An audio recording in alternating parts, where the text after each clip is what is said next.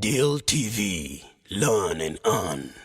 Welcome to Deal TV Learn and Earn. This is the profile, your favorite program that profiles different people, personalities, different businesses. We give you information on when, how, who, what, the nitty-gritty of what transpired to have a success in business endeavors, and how did these personalities make it in business, and what we can attribute to their success. We can learn from their failures and then we can learn from their success. My name is Mukwaya Mayanja Yusuf on Deal TV Learn and Earn, and I'll be presenting you the profile. Thanks for watching Deal TV. Thanks for subscribing, and then everything. The feedback is so overwhelming. Thank you. So today on the profile, we are heading straight to UAE, that's United Arab Emirates. As they've said, Arab Emirates, this is an Arab country. UAE is comprised of I think 5 emirates. That's Sharjah, Dubai, Abu Dhabi, then Fujairah and Bahrain. Those are the northern emirates. Then many of people, when they hear Dubai, they think Dubai is a country. No, Dubai is not a country on its own. It's just a federated state that is part of UAE, which is United Arab Emirates. Then when we talk about Dubai, you think we'll be doing political shows. No, this is not a political show, but we're looking at Sheikh Mohammed+bin+rashid+al+maktoum, the vice president of UAE and the ruler of Dubai. So why Rashid Maktoum on the profile? Because Dubai has been uh, growing rapidly as a business center. So we wanted to know what makes Dubai tick. And then most of the success is attributed to Sheikh Maktoum. So that's why we bring him on the profile, so that you, who is a political leader, who is taking on politics, you can learn from him. And you, who is doing business, there is a lot that you have to learn from this gentleman. So who is Sheikh Mohammed+bin+rashid+al+maktoum? Is the vice president of UAE, as I've said, and the prime minister of United Arab Emirates, and the ruler of Dubai as an emirate.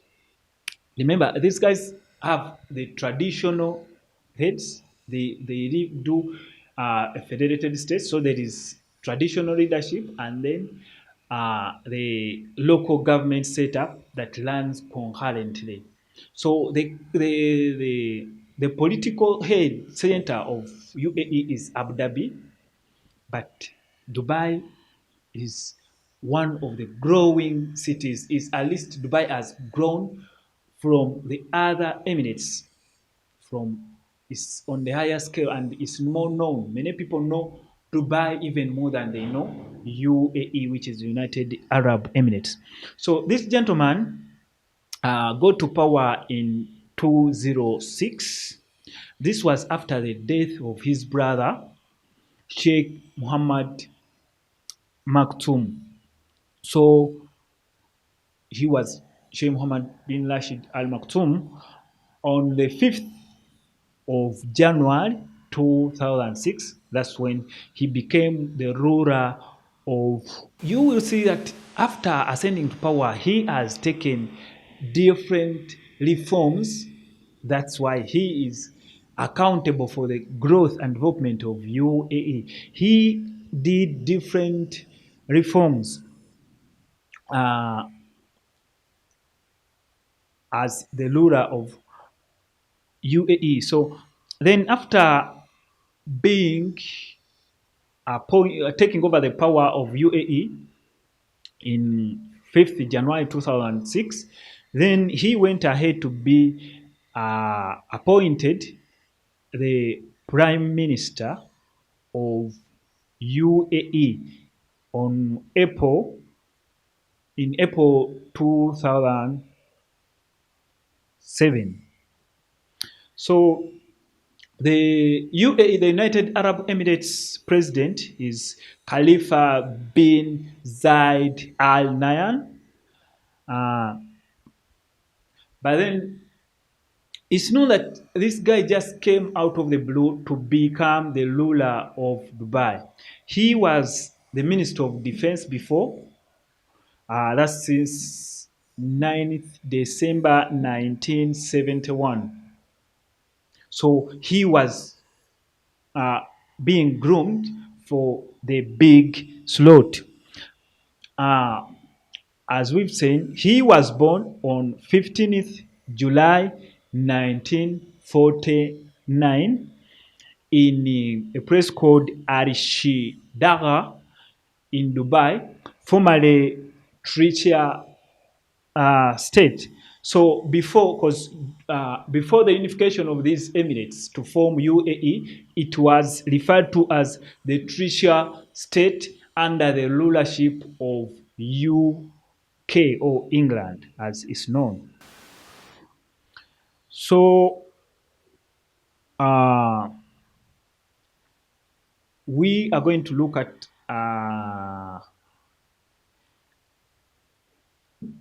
the life of Muḥammad+bin+rashid+al+maktoum. His mother, his wife, his father is all we are going to know briefly in this session, and you'll be able to get more information as we move on. So his father was Sheikh Rashid+al+maktoum, and his mother is Latifa bint Hamdan al-Nayan. So you see, these names are related. So his mother is from the ruling family in Abu Dhabi. And then for him being a prince this side, then they were able to connect. Then his father was still the ruler of Dubai. Then from the information we've gathered, he has two wives. That's Hindu bint Maktoum bint Juma Al Maktoum, that he married in 1979, and then the second wife is Hayat bint Hussein, whom he married in 2004. But I think they had issues in 2019 of separation, so the information is still unveiling. Then she, as we've said, is coming from the Al-Maktoum family, of the ruling family of Dubai. Then when we look at his career, he was in the Dubai police between 1968 and 1970 on the rank of the head of Dubai Police and Public Security. So as we've seen, he is responsible for the growth of Dubai into a global city, as well as the launch of numerous businesses, enterprises, the major enterprises, including Emirate Airline, the DP World, which controls the Dubai Ports Authority and stuff, then Jumeirah Group, and many others. If you know the Fly Dubai, the Dubai International Airport, these are some of the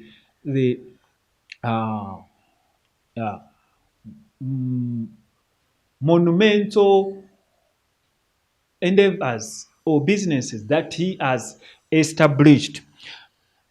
Sheikh Mohammed has overseen the development of numerous projects in Dubai, including the creation of a technology park and the free economy zone. Then the creation of the Dubai Internet City, the Dubai Media City, the Palm Island, the International Finance Center, Burj Arab, Burj Khalifa, and he's still constructing, despite the fact that he was able to construct one of the tallest, in fact, it was the tallest building in the world, and he is still constructing another tallest building, because as from the research, China was going to take over to be having the tallest building, but as soon as the China building will be finished, Dubai will still be finishing its second tallest building just to take over China.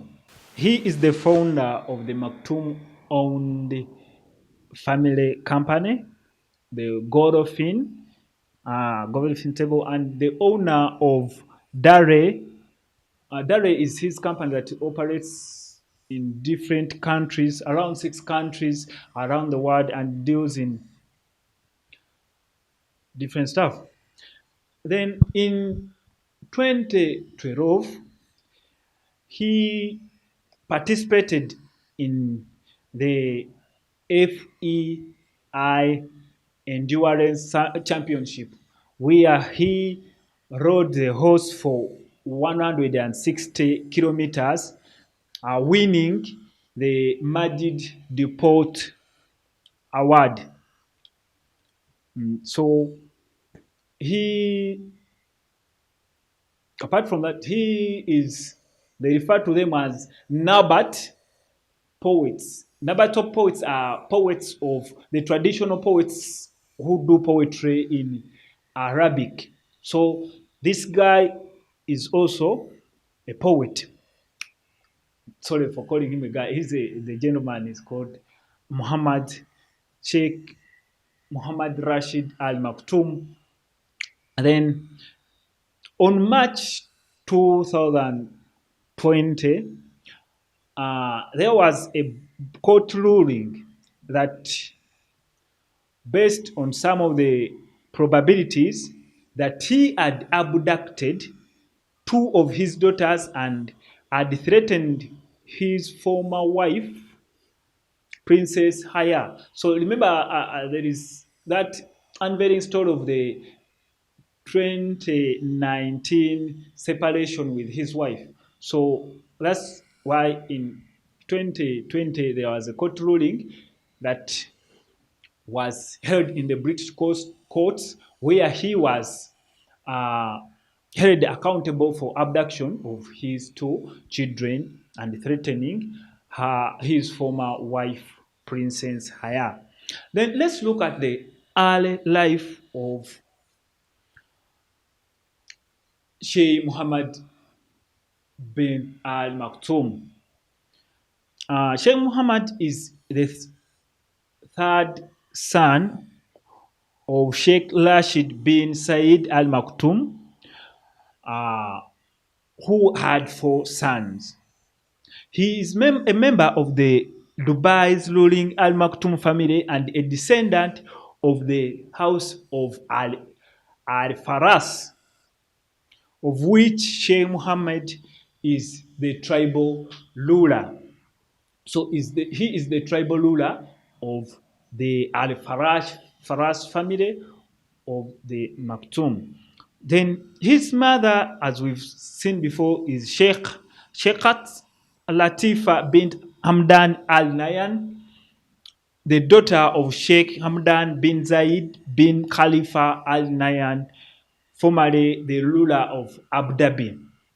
So if you've been to Dubai, you've seen many buildings, many things that are named after the Hamdan. So this is where the Hamdan name comes from. Then let's look at his education. From the age of 4, Al-Maktoum was tutored in Arabic and Islamic studies. Then in 1955, at the age of 6, he began his formal education at Al-Hamidiyya school. After 2 years, that's at the age of 10 years, he moved to Al-Shab school, and 2 years later, he went to Dubai Secondary School. So that's his education. Then in 1966, with his cousin Muḥammad+bin+rashid+al+maktoum, he attended the Bell Education Trust English language school in the United Kingdom. Then he subsequently studied at the Mons Officer Cadet in Aldershot, which later became Sandhurst. Most of you have seen respected generals who went to Sandhurst. So this guy went also to Sandhurst. This is a military school, but this was before the institution was named Sandhurst.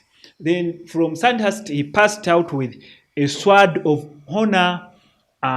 This of the top Commonwealth students. So a sword of honor is one of the titles that is given to excelling students at Sandhurst. Then from Sandhurst, he traveled to Italy to train as a pilot.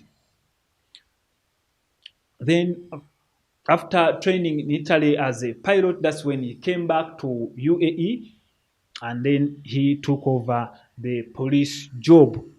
On return from, so let's look at his political career. On return from his education and training,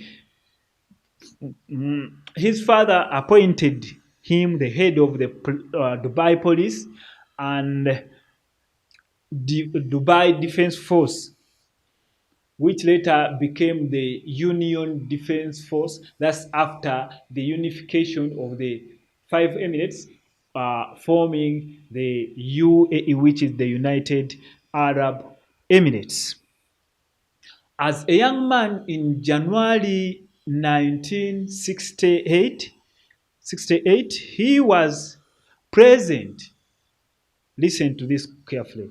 He was present when Sheikh Rashid and Sheikh Zaidi first met in the desert between Dubai and Abu Dhabi at Al Shedra to agree to form the Union of the Emirates following the British notification that they were going to exit or to withdraw from the Trisha state. So this was an important occasion because these countries were acting independently.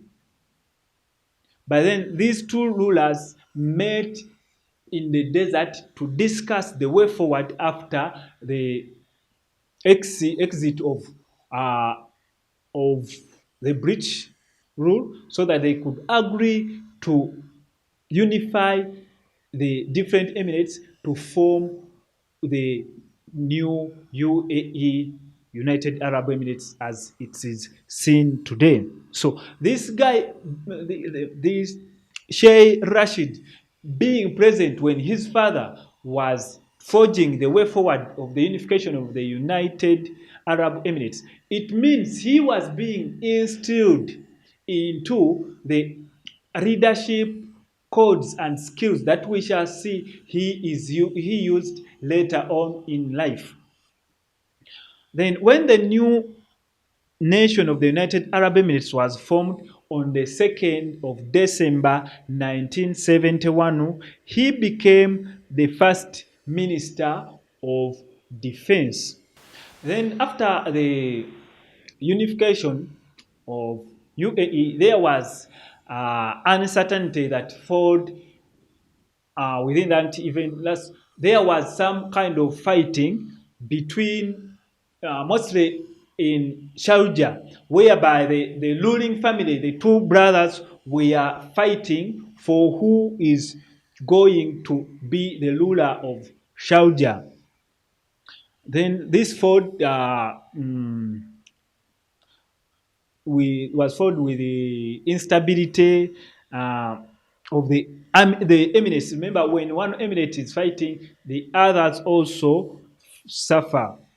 So they were tribal fighting, they were fighting over property and the borders. Then on January 24th, 1972, the exiled former ruler of the Emirates of Sharjah, Sheikh bin Sultan Al Qasim, led an insurgency to bring about a coup against the ruler who was Khalid bin Muhammad al Qasim. Remember, these two were fighting, but then Sakr was exiled. But then on 24th January 1972, he came back. This was the second year after the unification of the United Arab Emirates. Then, following the spirited fight and between the Union Defense Force and the Sakr forces, remember, Sakr had got mercenaries from Egypt to fight his brother so that he could become the ruler of Sharjah. Sharjah is one of the Emirates. In fact, Sharjah is between Dubai and Abu Dhabi. Is that Emirate that is between there.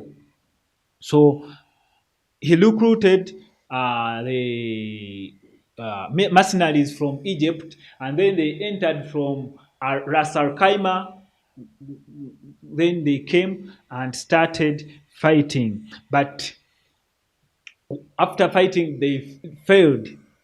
So Sheikh Mohammed, being the leader of the Union Defense Forces, accepted Sarkozy's surrender, and then he brought him to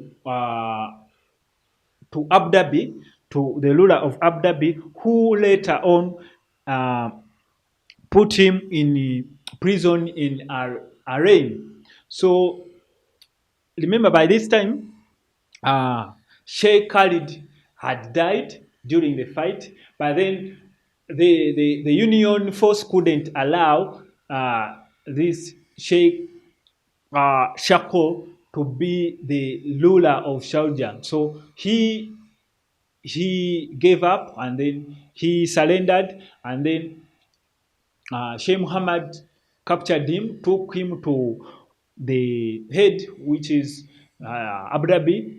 Then the ruler of Abu Dhabi, who is the president of UAE,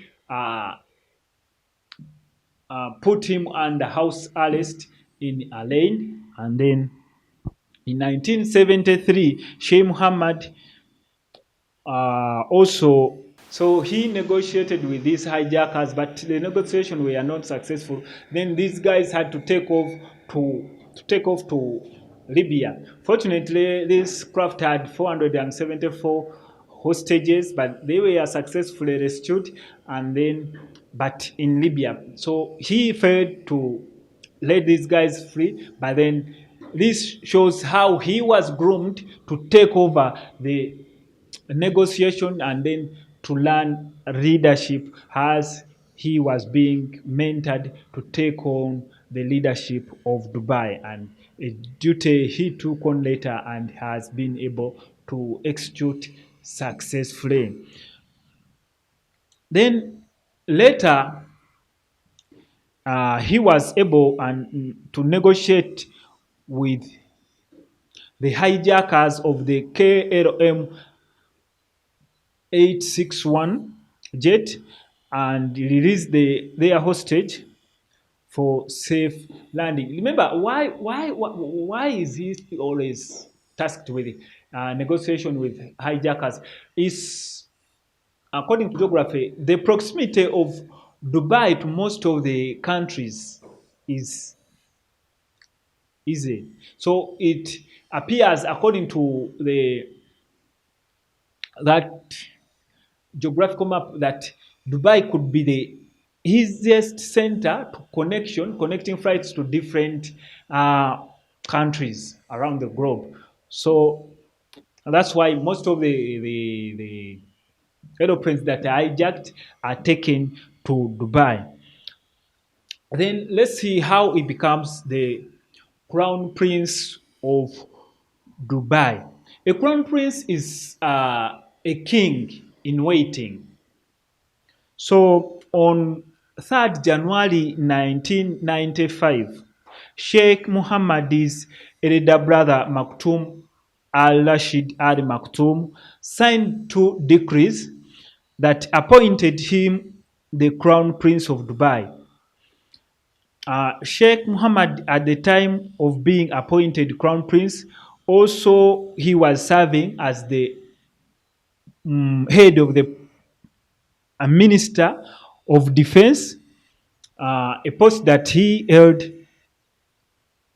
for quite some time. Then that's why when his brother died, he had to take over because his brother had already appointed him the crown prince of Dubai.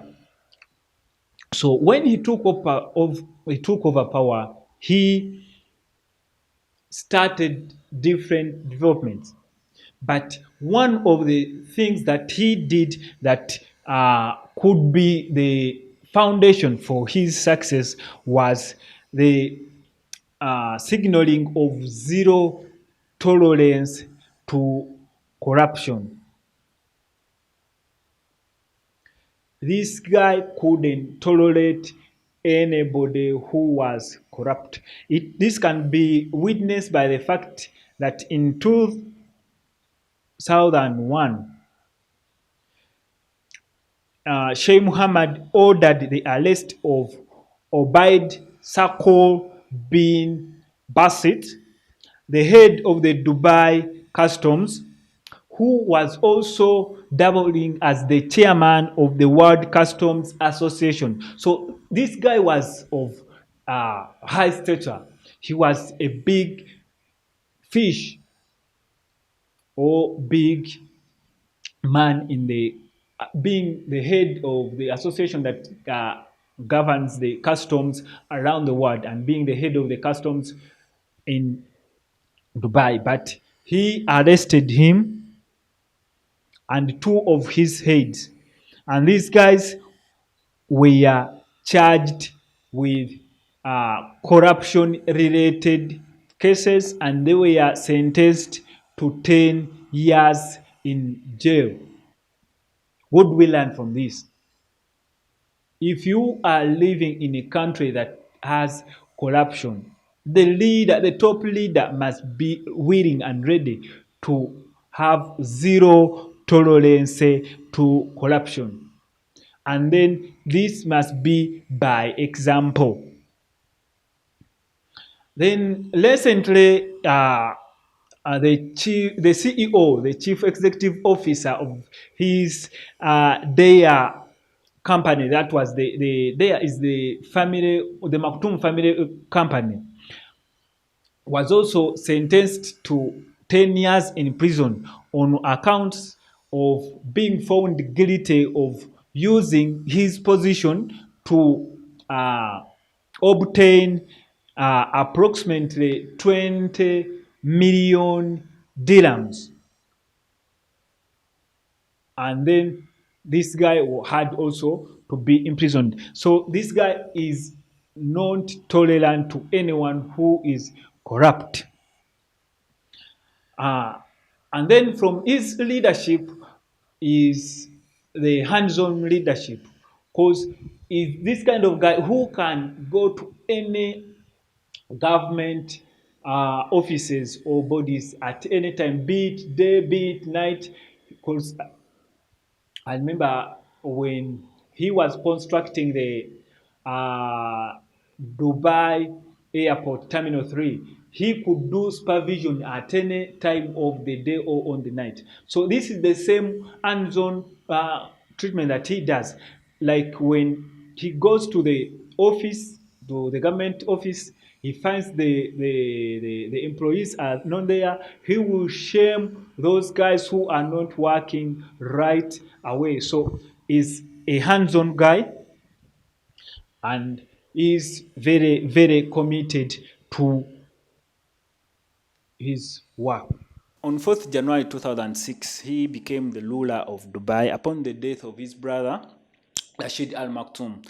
And then the following day, the Federal National Council selected him as the new vice president of the UAE.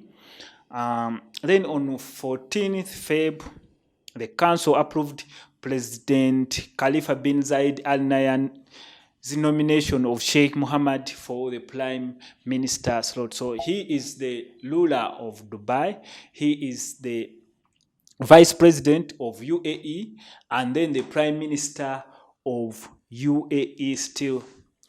Then in 2007, he announced strategic review of the federal government at both the local government level and then the federal governance.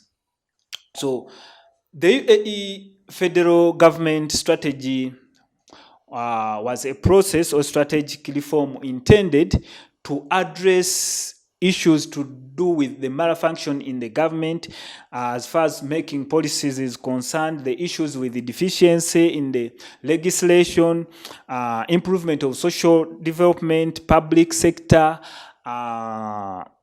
justice, safety infrastructures, and then the rural development. So he had to bring a new initiative to work upon that. Then this was followed by the announcement of Vision 2021 that was announced in 2010, a long-term strategy and national agenda. So typically, the foreign policy of Dubai and UAE is that you can't be given permanent status. What happens is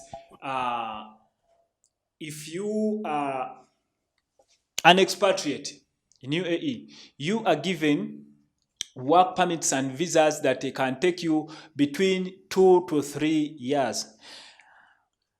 And these depend on employment. So other than that, there was no. So in 2018, he announced the 5 and 10 year visas for sought after employees, majorly those doing academics, professionals like in the health sector, and then the investors. So you see, this is a strategic move to make sure that he can attract people that add value or to the nation. Then in 2019, he announced the gold card or the permanent residence visa in the United Arab Emirates. And this is for investors and professionals in the health care, engineering, science, and arts. So if you are doing engineering, science, and arts, you are eligible for the gold card, which is the permanent visa kind of. So this scheme is intended to generate foreign investment, then encourage entrepreneurship and attract these engineers, scientists, and students of exceptional caliber. As of now, it has attracted 6,800 investors whose total investment exceeds 100 billion dirham. So as the first batch is for those people who can afford to invest 100 billion dirhams, so you can be able to get the gold card that grants you a permanent residence in UAE or in Dubai. Let's now go ahead and look at the business career where our interest or major interest lie. He has been responsible for the creation and growth of a number of businesses within Dubai and even beyond. If you look at the different companies like Dubai World, that was launched on 2nd July 2006 as a holding company consolidating a number of assets, including logistic company, then the DP World, then there is the property development, which is Nakhaher, then there is Istia World with more than 50,000 employees in over 100 cities, then around the globe. Then the group has real estate, logistic, and other business investments in the United Kingdom, in US, United States, and UAE. Then he went ahead and launched Dubai Holdings. Dubai Holdings develops and merges hospitality, business parks, real estate, then operating units, and is responsible for the creation of the Jumeirah. It's called Palm Resort, which is the Jumeirah. Then there is Tekmo Investment, which is also doing so much in Dubai properties. And then there is Emirate International Telecommunication. If you've seen the likes of Estalat and do, these are all some of the investments that are part of the Emirates International Communication. Then he has investments in Dubai Group and the Dubai International Capital, which is an international holdings that is doing different investments in different countries. He is responsible for the launch of Emirates Airline. This is one of the companies that is globally known. And he is also responsible for the construction and establishment of Dubai International Airport. And then there is Al-Maktoum International Airport. So as far as that is concerned, he was also able to establish the government law-owned aircraft, that's Fly Dubai. If you go to Dubai International Airport, you go to Terminal 1, you will find that Fly Dubai is one of the leading carriers, and it does at the low cost. Then let's look at the launch of Emirates Airline, because sometimes many opportunities avail themselves in terms of challenges. That's why there is a saying that says that the scarcity is the mother of invasion. So through 1970s, when he was still the head of defense forces in UAE and then the head of police in Dubai. So as the Minister of Defense, he was also overseeing Dubai's energy resources. And then he was also in charge of the Dubai civil aviation. So it was this law that led him to the establishment of Emirates Airline. There was an incident in March 1985 that he had commotion with the Gulf Air over the territorial grounds of the skies, the sky territory of Dubai. They had issues with Gulf Air. So what he did, instead of crying that these guys are doing this and this, he went ahead to order the head of Danata. If you know, Danata is the handling services for Dubai International Airport. So the head of that Denata company by then was called Maurice Fragana. And then he tasked this gentleman to establish the Dubai, the Emirates Airline, and then take over the skies, or the policy that handles the Dubai skies. And then the budget, this gentleman asked for 10 million US dollars as the budget that was needed for the inaugural flight to take place. That's in October 25th, 1985. And Sheikh Mohammed gave him the money, the 10 million that was required, and then he made his young uncle, who is Mohammed+bin+rashid, the chairman of the new company, which is Emirates, to take over the establishment of the new company and see to it that is taking ground under the operation of the Denata chief, who is Maurice Farragan.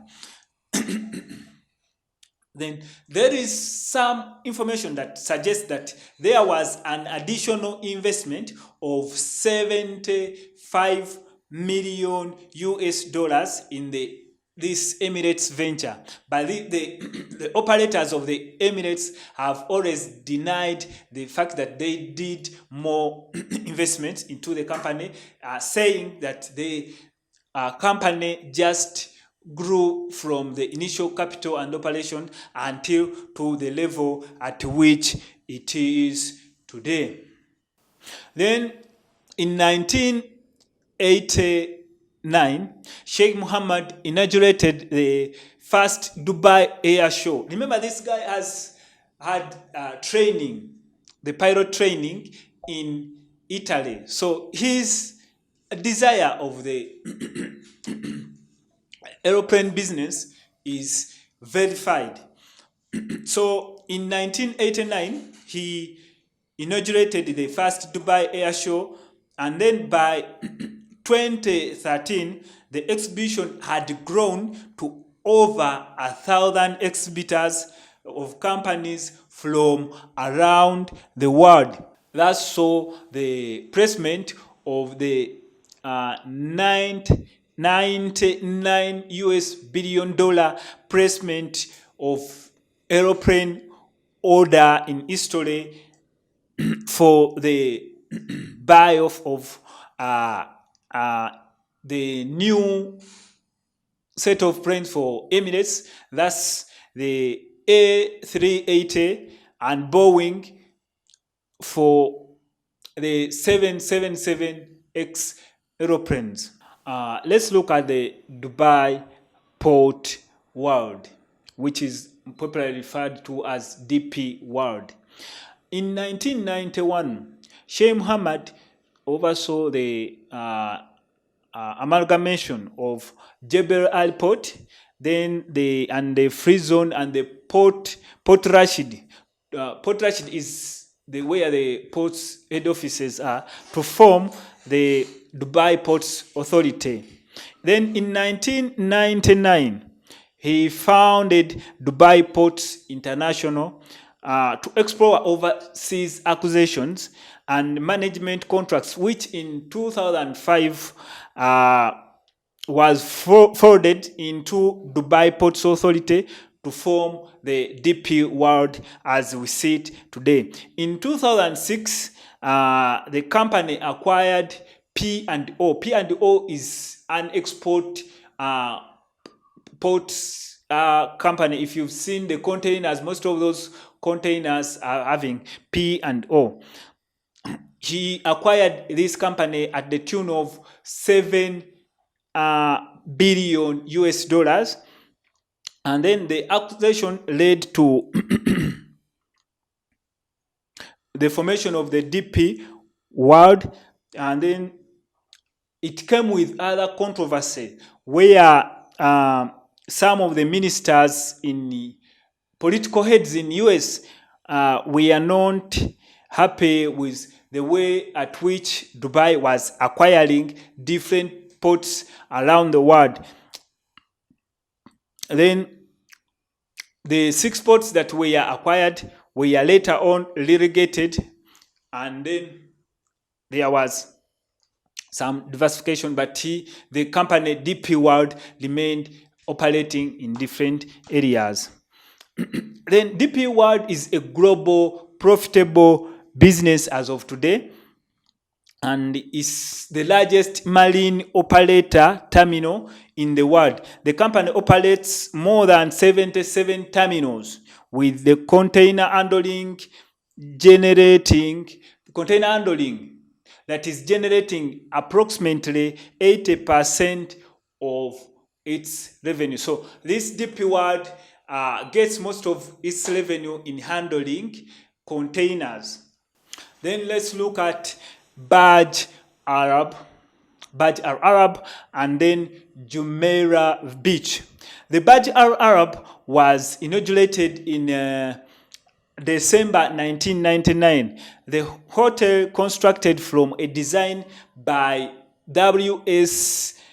Atkins in response to a brief from Sheikh Mohammed. So I remember I told you this guy is a hands-on. So when he wants something, he will get the person who is supposed to do it and then tells him, this is what I have in my vision, so take it from there. So Mr. Atkins, W.S. Atkins, was tasked to design the Burj Al Arab, a truly iconic building that is containing luxurious hotels, which Sheikh Mohammed+bin+rashid+al+maktoum says is one of the prestigious the Arab Peninsula is proud of. Then let's look at the Dubai Internet City.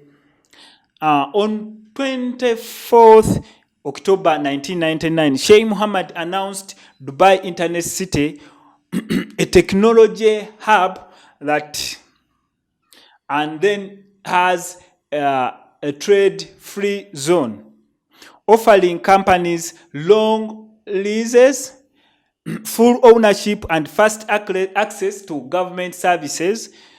Dubai Internet City grew from its first tenants in October 2000 to current zone employing some 15,000 people. So this is how huge the Dubai Internet City is. Remember, if you see the letter, this guy is taking on these different projects. There is just some have taken on at the same time, and then there is a just different time lag, but the years are almost the same, because 1999 he was constructing the Dubai Free Zone and then the Internet City, and here in 2000 he is establishing the Dubai Media City, a content and media production free zone, which is co-located at the Dubai Internet City. The launch of Dubai Internet City came with assurance from Sheikh Mohammed regarding media freedom, because there was a time where people were saying that mostly the journalists had issues with operating in the UAE. So there are issues where some journalists were being flamed, sometimes taken to prison for what they did. So he, constructing this media city, he granted freedom of operation for the journalists to do their liberal work without anyone interfering or them being imprisoned. A number of other media and technology-related free zones have since been established by the holding company TechMo in Dubai, including the International Media Production Zone, the Dubai Silicon Oasis, then there is Dubai Studio City, there is Dubai Healthcare City, Dubai Industrial City, and Dubai Knowledge Village. And these are some of the ambitious projects that he was rushing to finish before the world Trade Fair of Dubai 2020. Then he went on to establish the Palm Island or the Palm Jumeirah. This was developed by the company called Nakher, which is the family company for the Maktūm family, and that is part of the Dubai world. The development of the planned the Palm Beach, it was supposed to be done in 3 phases. So the first phase of Palm Jumeirah has been completed and developed, where by the second Palm Jumeirah, which is the Palm Jebel Ali, has completed land reclamation. Remember, they take land from the ocean and to create these beaches. So for this, the second phase, the Palm Jebel Ali has been, the land has been reclaimed, but the construction above the sky is yet to take on. Then there is Palm Deira, that has been scaled back and relaunched as Deira Highland. For those of you who stay in Deira, you should be knowing what I'm talking about. Then let's look at Burj Khalifa. Most of us have seen Burj Khalifa in movies, have seen it in photos. This is the tallest building in the world. On 4th January 2010, Sheikh Mohammed opened Burj Khalifa, the world's tallest building, with a display of some 10,000 fireworks. It forms the center of the 20 billion down Dubai city that has developments of mixed-use towers, buildings, and retail shops. The development is also home to the world's largest shopping mall by the total area in the world. So that's it. Then the Dubai Mall is the largest shopping mall in the world by total ground area.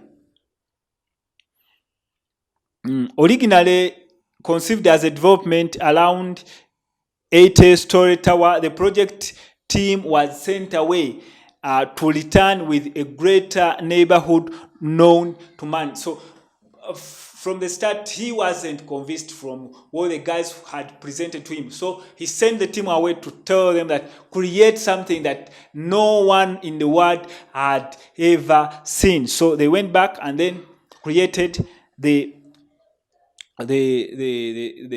plans and things, and then they came back, to which he agreed with what they presented with the visionary, and then he went on to finance the construction. Remember, I told you Sheikh Mohammed+bin+rashid+al+maktoum is an hands-on guy. He has to do things the way he wants. He has said of the tower that it's a national accomplishment, an historic milestone, and a key economic turning point. It's a symbol of pride, not only to the Emirates people, but all the Arabs.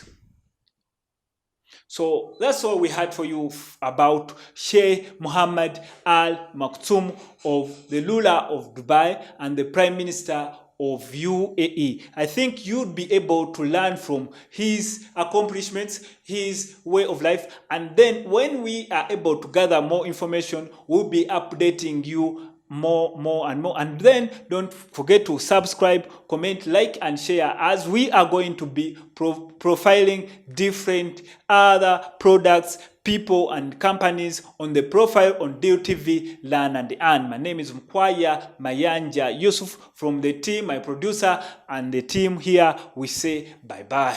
Deal TV Learn and Earn.